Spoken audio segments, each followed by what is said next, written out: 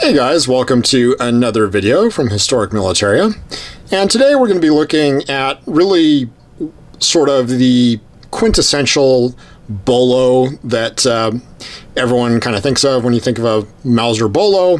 This is what you're going to be looking at. This serial number range, this gun with these features, and sort of all of the everything that Mauser was making during the 1920s and up until the 1930 commercial. So these were the guns that went to China, they went to Russia, to the Soviets, just kind of to everybody that was fighting at that time. And a lot did end up in China. And the ones that came back from China that actually did survive are in pretty atrocious condition. This one obviously did not go to China, nor did it go anywhere else. I really don't know where it went, but it really never saw much service, and it looks pretty nice today.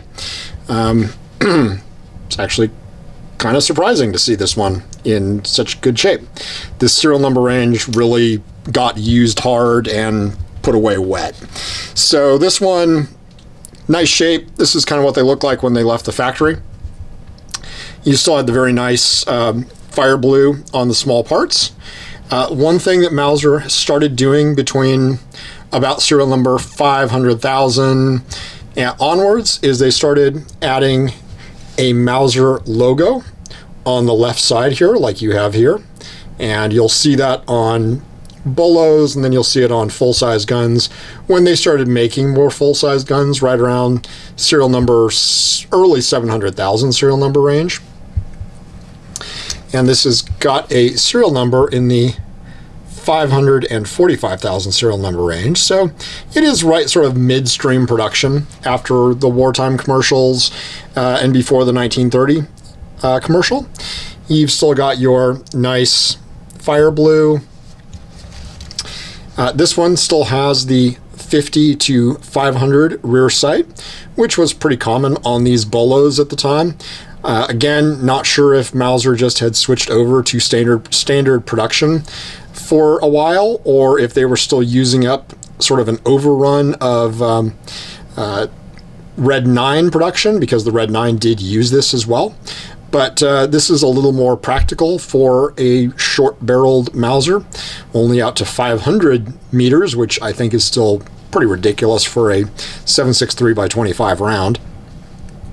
You've got your nice fire blue on your extractor. You've got your chamber marking. Otherwise, just a very standard gun, nothing particularly amazing about it. This one, again, has the really nice wood grips, which, you know, rival anything Mauser made pre-war. They're nice fit, nice finish. Your bluing is really nice and deep, commercial grade. The one interesting thing about this gun, it is not marked Germany. A lot of guns that were made for export said made in Germany or Germany. This one obviously does not. So it makes me think this was probably for use in Germany itself, maybe a commercial gun that was going to be sold to a civilian or maybe an officer or police, and obviously really never saw any service.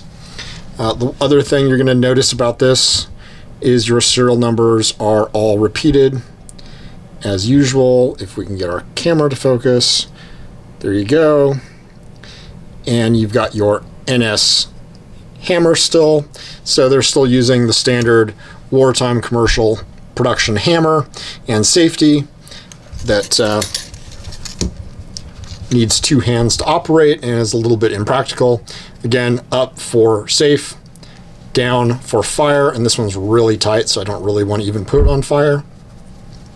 And then to take it off, you actually have to pull the hammer back with one finger and then release the safety or put the safety on. So it's a two-handed operation, which is kind of ridiculous when you're trying just to manipulate a safety. But thought you might enjoy seeing a sort of a nice condition. This is what they look like when they left the factory type of gun from this time period, because a lot of the ones you see are really beat up and they've seen a lot of service. And this is what Mauser was cranking out in the mid 1920s. So if you enjoy what you're seeing, like and subscribe, and ask questions. If you've got one of these, I'd love to hear about it, and just share the knowledge. Thanks for watching.